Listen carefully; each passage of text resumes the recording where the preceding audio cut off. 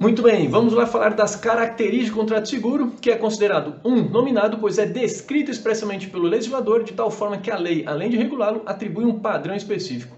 Os elementos jurídicos do contrato de seguro são regulamentados pelo Código Civil, Código Comercial e pelo Código de Proteção e Defesa do Consumidor. 2. De livre e espontânea adesão. Eu não sou obrigado a fazer seguro, eu faço quando eu quiser e se eu quiser. Mas em eu querendo, devo aderir a todas as condições e cláusulas definidas pela seguradora, não sendo permitido discuti-los, uma vez que é necessário uniformizar as cláusulas e condições para todos os segurados. A não ser que a minha demanda seja bastante grande, eu tenha força para dialogar e negociar com a seguradora. 3. Bilateral, pois nele estão definidas as obrigações para as duas partes, tanto para o segurado quanto para a seguradora. 4. Consensual, pois é fundamentada a vontade de ambas as partes, segurado e seguradora, fazerem negócio. 5. Formal, porque para produzir efeitos além da vontade das partes, a lei exige determinada forma legal. 6. Oneroso, porque tem custo, o segurado paga o prêmio, o preço do seguro e a seguradora paga a indenização em caso de sinistro coberto pela pólice. 7. Ele é aleatório, em que uma prestação, o pagamento da indenização, somente existe em virtude de um acontecimento incerto e futuro, o tal de sinistro. 8. Máximo boa-fé. Eu, segurado, não quero lesar a seguradora, eu não quero levar vantagem sobre ela e ela também não quer me lesar e nem levar vantagem sobre mim. Por isso, se o segurado omitir ou deixar de fazer declarações verdadeiras e completas sobre as circunstâncias que envolvem seus riscos objeto do contrato de seguro, ele pode perder o direito de recebimento da indenização. Já a seguradora é obrigada a entregar a todos os segurados a apólice ou certificado de seguro, constando todas as condições do seguro e cláusulas da apólice contratada, especialmente as cláusulas limitativas de direitos ou cobertura / garantia contratada.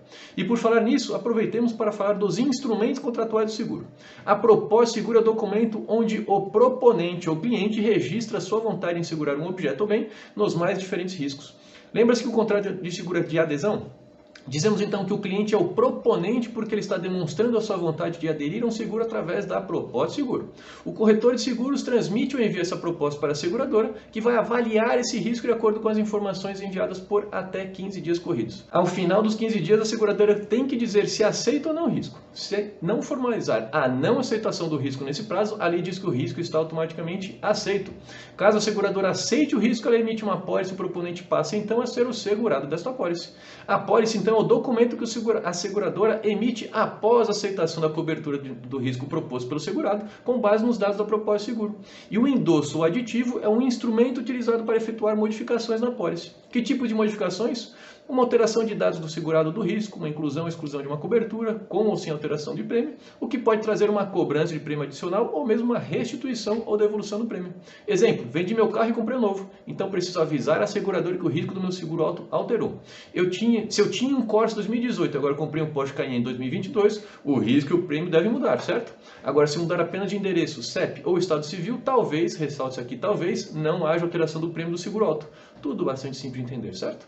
Então vamos agora falar de um outro importante conceito em seguro. Lembra quando falamos que a operação de seguro é basicamente uma operação de transferência de responsabilidade do segurado para a seguradora? Pois bem, quando isso acontece, a seguradora oferece ao segurado uma garantia ou uma cobertura que nada mais é do que a natureza da obrigação assumida pela seguradora de pagar uma soma, uma renda, uma indenização, uma diferença de rendimento, uma reparação ou um reembolso, tendo em vista a consequência de vários acontecimentos, como uma morte, uma invalidez, uma incapacidade, uma doença, uma perda econômica, um prejuízo, uma avaria ou um dano. As garantias ou coberturas assim podem ser classificadas como 1. Cobertura básica é a principal garantia em que são especificados os riscos contra os quais é oferecida a cobertura padrão de um ramo de seguro. Às vezes, nesta cobertura básica são agregadas garantias ou coberturas adicionais ou mesmo as especiais.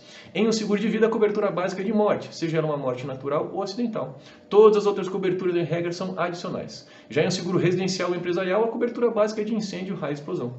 2. Cobertura adicional acessória é aquela em que o segurado paga prêmios adicionais relativos aos riscos adicionais que deseja cobrir no seu contrato de seguro. Em um seguro de vida temos várias coberturas adicionais, como as de invalidez por acidente, de incapacidade temporária e por aí vai. Já em um seguro residencial temos também diversas coberturas adicionais, como as de danos elétricos, perda do pagamento de aluguel, responsabilidade civil familiar, etc. 3. Cobertura especial é a garantia definida em função da necessidade de um segurado em particular e pelas suas peculiaridades ou grau de agravação. Este tipo de garantia costuma existir em riscos mais complexos, como seria o caso de um seguro empresarial de uma fábrica petroquímica gigantesca, que pode exigir alguma proteção diferente do que se convenciona incluir em um seguro empresarial de prateleira para pequenos negócios. Mas não nos preocupemos com isso por agora. Mais importante saber que as garantias podem ser de duas formas: seguros proporcionais ou seguros ou seguros a risco relativo. Aqui, se a importância segurada IS for inferior ao valor do bem, no caso de um sinistro, o segurado participa dos prejuízos na mesma proporção daquela insuficiência. E 2, seguros não proporcionais ou seguros a risco absoluto, que não estabelecem participação do segurado no sinistro por insuficiência de importância segurada ou IS. Você se lembra porque essas duas formas são importantes? Né? Você lembra? Faça de conta que um cliente contrata um seguro empresarial com uma cobertura básica de R$500 mil de IS. 2 meses depois, a loja dele pega fogo por inteiro, vira literalmente cinzas, e aí nosso cliente nos liga preocupado e diz que ele acha que o custo de reconstrução do móvel é de 1 milhão. Sabe o que é o pior? Ele, cliente, acha que receberá 500 mil de indenização. Porém, se o seguro empresarial dele for a risco relativo, a seguradora provavelmente concluirá que há insuficiência de IS e que o segurado deve participar dos prejuízos na mesma proporção.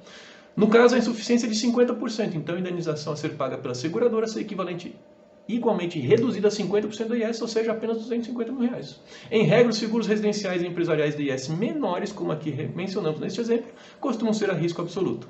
Já estes mesmos seguros empresariais com IS maiores de 5 ou 10 milhões de reais, por exemplo, não é comum encontrar produtos que sejam a risco relativo. E é nesses casos que precisamos prestar bastante atenção ao que está sendo oferecido ao cliente e deixar que ele diga o valor da exposição do risco a que ele está exposto.